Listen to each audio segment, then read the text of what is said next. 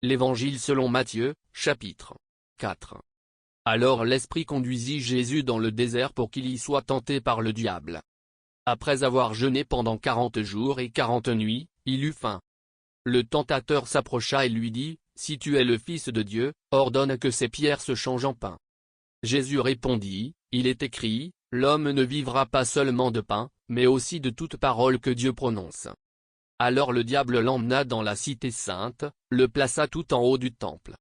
Et lui dit, « Si tu es le Fils de Dieu, jette-toi en bas, car il est écrit, il donnera des ordres à ses anges à ton sujet et ils te porteront sur leurs mains pour que ton pied ne heurte pas de pierre. » Jésus lui dit, « Il est aussi écrit, tu ne forceras pas la main au Seigneur, ton Dieu. » Le diable l'emmena encore sur une très haute montagne.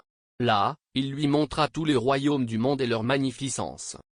Puis il lui dit, « Tout cela, je te le donnerai si tu te prosternes devant moi pour m'adorer. » Alors Jésus lui dit, « Va-t'en, Satan. Car il est écrit, tu adoreras le Seigneur, ton Dieu, et c'est à lui seul que tu rendras un culte. » Là-dessus, le diable le laissa. Et voici que des anges vinrent et se mirent à le servir. Quand Jésus apprit que Jean avait été emprisonné, il se retira en Galilée. Mais il ne resta pas à Nazareth. Il alla s'établir à Capharnaüm, une ville située au bord du lac, dans les territoires de Zabulon et de Nephtali. Ainsi s'accomplit cette parole du prophète Ésaïe qui avait annoncé.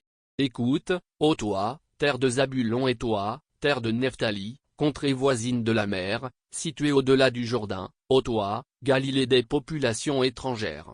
Le peuple qui vivait dans les ténèbres a vu briller une grande lumière, et sur ceux qui habitaient dans le pays sur lequel planait l'ombre de la mort, une lumière s'est levée.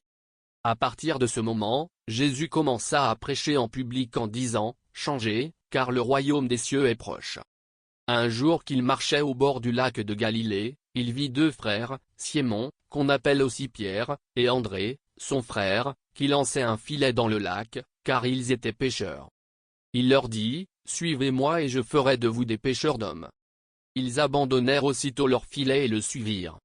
Poursuivant son chemin, il vit deux autres frères, Jacques, fils de Zébédée, et Jean, son frère. Ils étaient dans leur bateau avec Zébédée, leur père, et ils réparaient leur filet. Il les appela.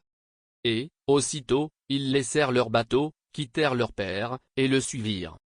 Jésus parcourait toute la Galilée, il enseignait dans les synagogues, proclamait la bonne nouvelle du royaume des cieux et guérissait les gens de toutes maladies et de toutes infirmités.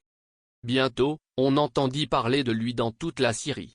On lui amena tous ceux qui étaient atteints de diverses maladies et souffraient de divers maux, ceux qui étaient sous l'emprise de démons ainsi que des épileptiques et des paralysés, et il les guérit tous. Des foules nombreuses se mirent à le suivre.